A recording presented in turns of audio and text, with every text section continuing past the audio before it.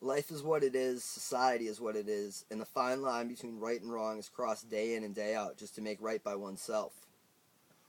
This is a generation living in the wake of the death of the American dream, a generation lost in the aftermath of Reagan economics, Oval Office indiscretions, and double Bushes. A generation forced to pick up the pieces left behind by a generation of baby boomer architects who cut corners and blamed us for a generation built without honor. Society is controlled by a subliminal corporate media greed machine. The machine pumps what to think, how to act, and what to wear into our heads every day. We are sailing upon a ship with no one at the helm, a ship heading at 40 knots straight into the rocks. The sad thing is the sheep don't even care. Society is divided into classes. These are very distinct classes, the upper, the working class, and those of us drinking from the gutter. There are those of us blessed with independent thought, intelligent enough to see through the smoke and mirrors. We are a generation of consumer target audience robots, lost without our smartphones and status updates. A generation which refuses to believe the real world is not aired over music television. Reality is not reality, and until the masses realize this, nothing will ever be real. We need to refuse the position of cogs in the machine. Let us be the monkey wrench in its works. Let us be the voice of the few who refuse to be sedated like the masses. Why lay down when you could stand up? Call us the resurrection of the American dream. Outlaws will be the word society uses to define us. Freedom is the word which we shall define. We can choose to be free to live our lives in the way that allows us to best care for ourselves. Many will say we are wrong. They are the sheep that follow a shepherd named corruption. Free will is the one and only inalienable right of whatever creator you choose entitled to you. This is what we must uphold. Censors, the media, our supposed leaders, they are killing the very premises the American dream had been based on. In this day and age, it seems the friend of the devil is a friend of mine indeed. We are living in an age where the dead should be grateful, because the upholders of the so-called right and wrong are anything but right by any means.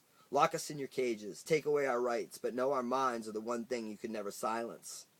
The powers that be declared war on us, so best believe in us is all we trust. Not the gold, oil, and drugs they falsely push upon us as our country's only god. A revolution of the collective conscience of the world is what the powers that be fear. Positive thought and creativity will change the world for the better through the collective conscience. Violence, anarchy, and human sacrifice is what they want from us. Blood to satisfy their pagan god's bloodlust. The vibration of fear and violence and death is the most detrimental to the collective conscience of the world. Thoughts and ideas are the weapons that will win this war, not bombs and bullets.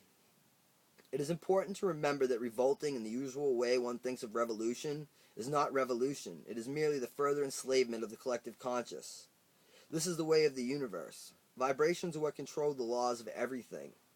The more thoughts and ideas of our creativity and hopes for the betterment of the collective conscious, the more the world will change. The vibration of love is a very powerful and fast wavelength, while the vibration of fear is a long, slow, rolling wave. So what you must understand is fear is what the enslavers of the collective conscience have been using since the beginning of time. It's been a long, slow, steady process. The same people who rule the world now are of the same bloodlines as the ones who've been enslaving us since the beginning. The subliminal corporate media greed machine has furthered their enslavement of the collective conscious by making their mantra ready available to all of us. I'm not saying unplug yourself. What I'm saying is this: it's time to use their creation against them. Through enlightenment, the more positive ideas and creativity we pump into the machine, the more we will gain power. The more we readily feed upon the fear and brand ourselves with their marks and ideals, the more they win. Being a revolutionary is not being a sheep in a flock, but rather an individual mind contributing their own thoughts and ideas to the collective conscious. Each member of the revolution must be a leader, with ideas and thoughts that are as different as every soul is. This is the key to overthrowing our masters. They want us to think the same. Do not do this. Do not become a mindless mass following one voice. Be an ocean of voices, awakening the individual voices that have been sedated for eons. This is the part where many of you are going to realize you're not awake. 1,000,000 individuals are impossible to control. 1,000,000 lambs are ripe for the slaughter. The more diverse we become, the harder we are to control. The more true knowledge of self we obtain, the more we become true individuals. Only through positive changes of self can you expect to gain positive changes in life. Every person who awakens and takes part in the positive contributions to the collective conscious is one more nail in our oppressors' coffins. Our world is full of those with little to no knowledge of self. This is the key to our oppression. We allow others to think for us and tell us what to feel. Fear of not being accepted clouds the mind of true knowledge of self. Humans are social animals that seek companionship. So to avoid rejection, many of us just follow the pack. Just because so-and-so likes it or does it will often make another feel, like, or do similar things without even knowing if they truly like it or not. What we need to realize is that the machine is turning supposed individuality into conformity. Anti is the new in. People are striving to be different just because it's the cool thing to do. Take a look around you. How many people do you see with dyed hair, piercings, and tattoos, screaming death to the corporations? These are the new symbols of conformity. 89% of our generation is anti-establishment, and I assure you, 89% of that 89% don't even understand how our political, monetary, or legal systems actually work, or what a corporation actually is, or how it operates. They just know it's the cool thing to do. This is what our oppressors want. They want mindless drones who just listen to whatever ready-made spokesman they've manufactured next says.